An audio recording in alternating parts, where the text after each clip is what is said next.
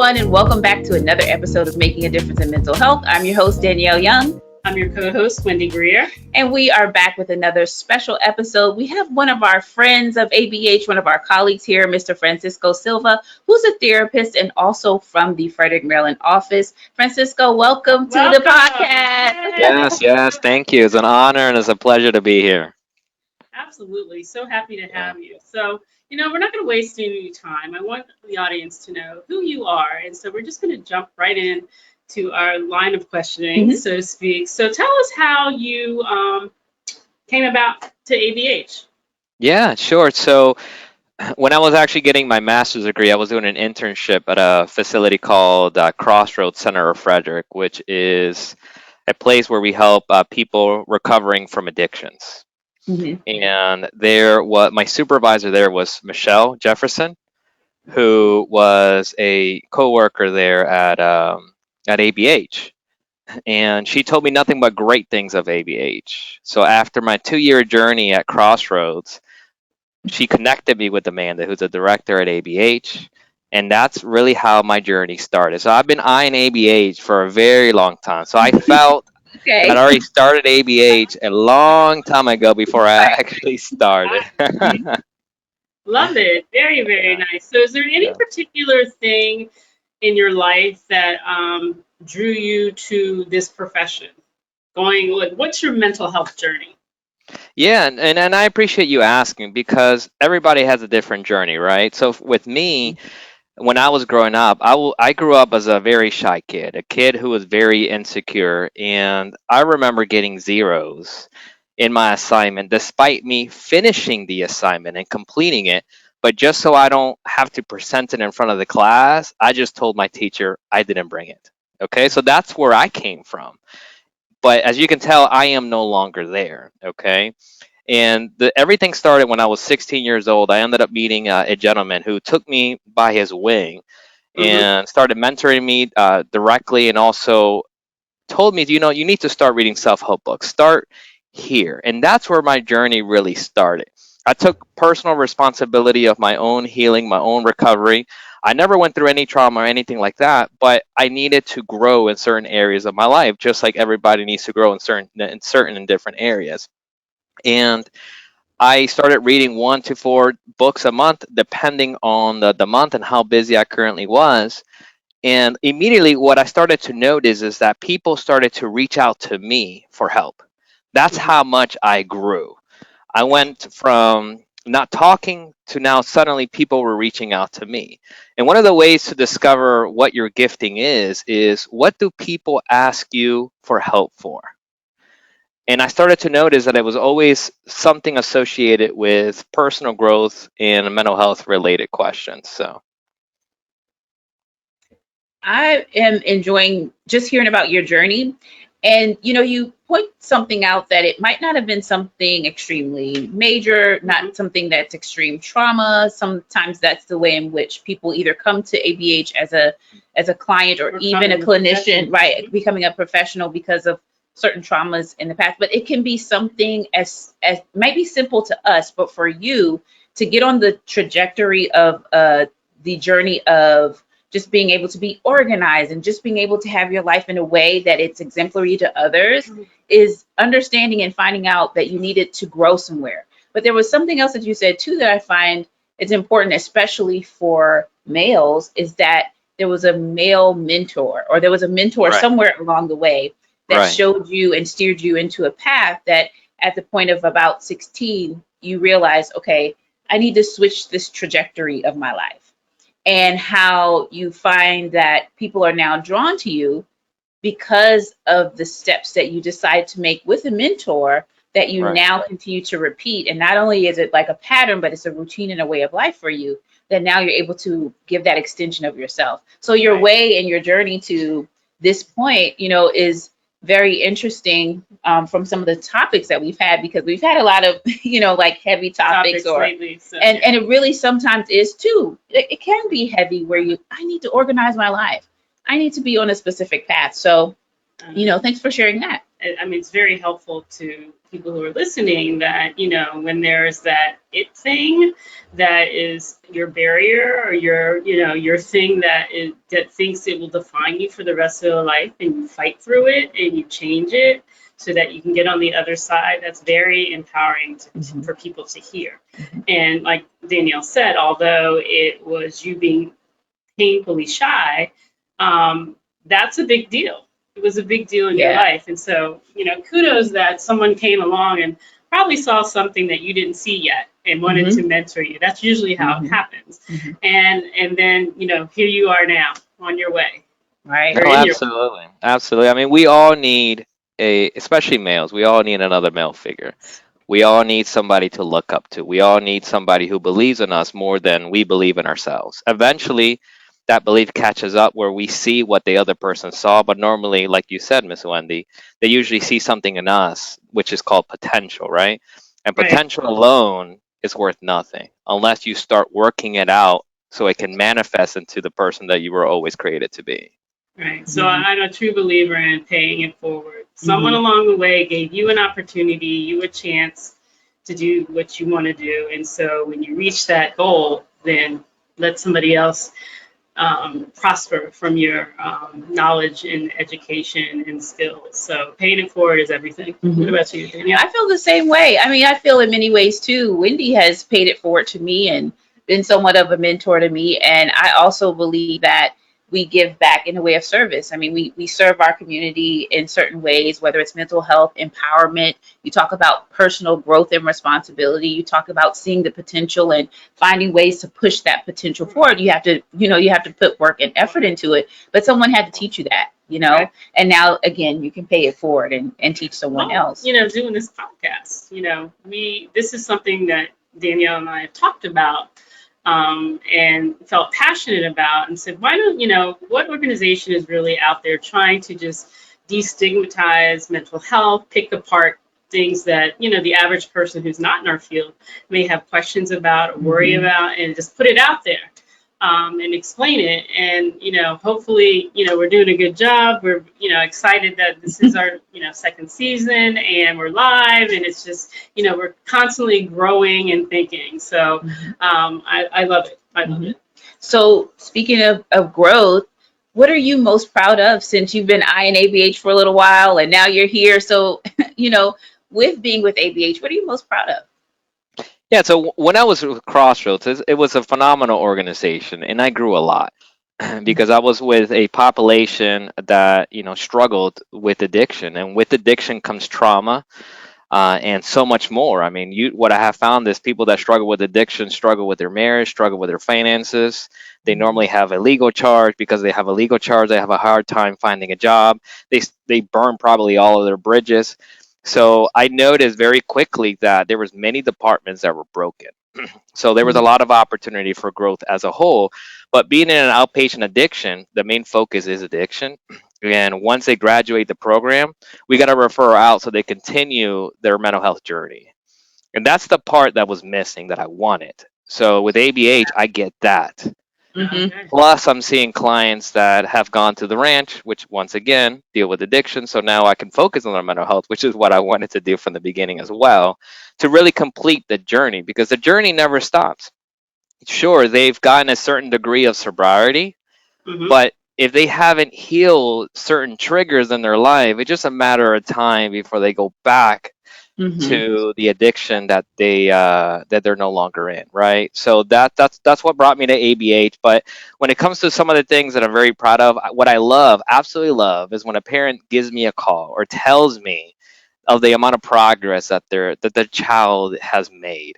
Because there is no greater addiction, right, than the giving of oneself to help another person and them improve as a result of that.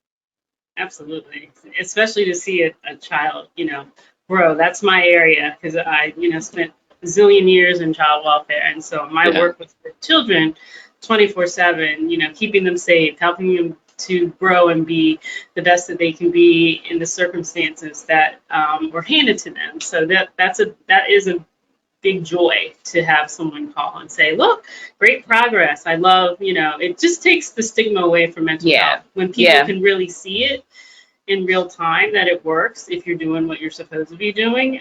It's very rewarding. So Mhm. Yeah. very nice. Very Yeah. nice. It's just a certain sense of gratification that you receive, like all the work, the hours, the treatment planning, Yep. all of those things that go into the first portion of when you first get your client.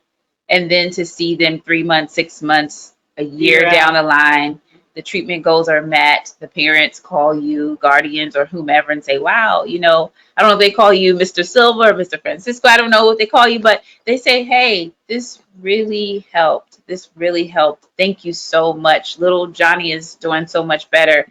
And I also think, again, if we've acknowledged it, which kind of brings us to our next question, too, the importance of having a male clinician, a male therapist, a male counselor, a male mentor for many other young males who have challenges with either their mental health or just behavior management and just adjusting. But to see someone, that either looks like them or can identify with the experiences, whether it is understanding through your work with those who have survived addiction Mhm. or just regular behavior management or anxiety or depression or just needing that motivation and empowerment to see you and say, wow, I can be like that. Or listen, you follow the rules, you've done the work, you've done it. And the parents come back and they congratulate you. So speaking of being a male clinician and this is Men's Mental Health Month. What are some important tips that you think you could share with our colleagues from the male perspective? Yeah, I mean, to start out, what I do gotta say is that when we're growing up, when we're raised, right, we're not taught to take care of our mental or emotional health. We're not. What we're taught is we're taught how to take care of ourselves physically. Think about it. A kid, right? Mhm. A kid knows that before he goes to sleep, he's got to brush his teeth. A kid knows when he falls, he's maybe bleeding a little bit, right? He's making a big deal about it. He knows he needs to put a band-aid on it. So automatically, we teach, the next generation how to take care of them physically. But what do we know about taking care of ourselves emotionally or mentally? Mhm. Practically nothing. Yeah. And when you think about it, we receive more wounds psychologically than we do physically. On a weekly basis, how much do we receive rejection? How much frustration do we get? How much stress do we get? All of those are minor wounds. Built up over time creates insecurity, creates doubt, creates low self esteem, and then just creates a perfect environment for other diagnoses to start developing and growing. So it starts from the beginning. It starts us as parents better educating our kids the importance of taking care of your emotional mental needs, teaching Mhm. them how to cope and things in that nature. But when it comes to the guys, to speak directly to the guys out there, Come right? on, speak to the Come on, guys. tell Speak us. to the guys. Come on. I'm sitting up, Francisco. Yes. Thanks so much. Yes. Yeah. So guys tend to internalize their feelings, right? So, and part of it is because society labels men as weak if they speak about their feelings, right? We all know that. We all have heard of that.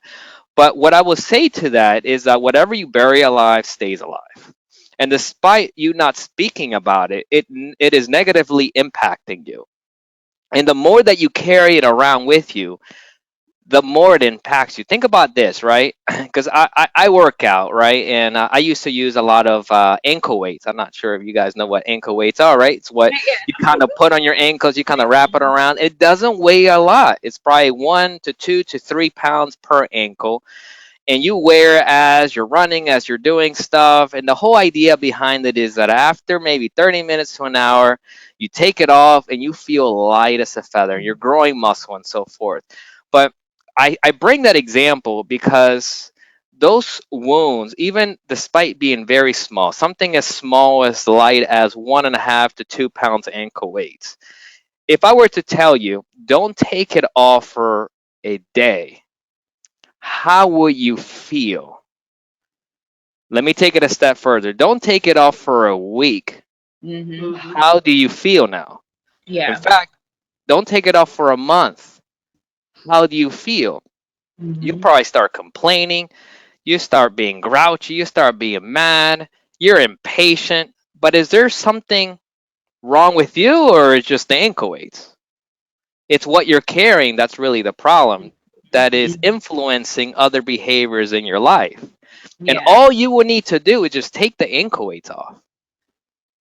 And immediately you'll start going back to how you were always designed to be. The release that you feel is significant. So Mhm. when you start letting go of some of the things that you're holding on, some of those wounds, some of those hurt, you start that healing process. You let it go. And the release that you feel emotionally, spiritually, psychologically, it feels identical to the Yes. release that you Yes. feel when you take those ankle weights off. Mhm. So Mhm. Absolutely. it's time to let it go. Maybe what happened wasn't your responsibility, but healing is. And you need to start taking ownership, because until you do, it's going to be years upon years and you're still in the identical spot. It's time for you to start enjoying your life, because you deserve it. You deserve more than that. Mhm. Listen, we've been taking notes. I am definitely going to borrow that analogy I know for that's such a good analogy. clients. And I like the fact, and sometimes we pick on the guys. We're also part of the DEI committee, and we want to hear like a male voice. Like, come on, Oh, guys, speak up. So I love how you have said, let me talk to the guys for just a moment. I mean, we kind of say the same thing, but the way that you break it down, when you start talking about weights and cars and like all those guy things, and mental wounds yeah, versus yeah, physical Yeah. wounds, like and all working that, out. I'm sure that they could identify, and I'm sure that, well, I never looked at it that way.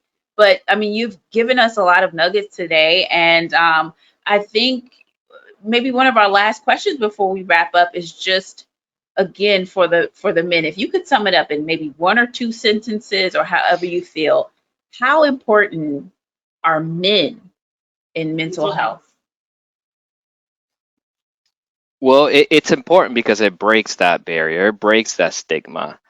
It's Men need help just as much as women. So becoming better and growing as a person has nothing to do with gender. It has everything to do with just personal growth, right? And we all have a list of things that we need to work on. Mhm. And the more you delay it, it's impacting you and everybody around you. Think about it. You don't take care of your own health, and let's say that you die of a heart attack, it impacts you, it impacts your wife, it impacts your kids. So sometimes we need to think beyond ourselves, because if you're angry, if you're sad, if you're depressed, your wife feels it, your kids feel it, it's impacting you at work. It bleeds in every area of your life. And sometimes we need to start thinking about the other people that is impacting us. We need to stop being so selfish. But taking it to another step, what about enjoying life for you? Because we deserve it. Because we're like a sponge, right? So we turn on the faucet. We turn on the faucet, water hits that sponge. The water that we give around us is the water that we first put in. And most of us are not putting any water. We're not doing any type of self care. And we're dry and we're trying to squeeze something that's not there. Mhm. Hmm. So it starts by prioritizing you. When you take a flight, the flight attendant is doing her spiel. If the cabin air pressure drops, she says something important that we need to apply in our lives. She says, put on your mask first, and Mhm. then put on the mask of your kids. Mhm. We understand that, but do we really? Because we don't apply that principle in our life. We need Okay. to prioritize us. If you give 1 hour to your kids, where's that 1 hour that you gave for you?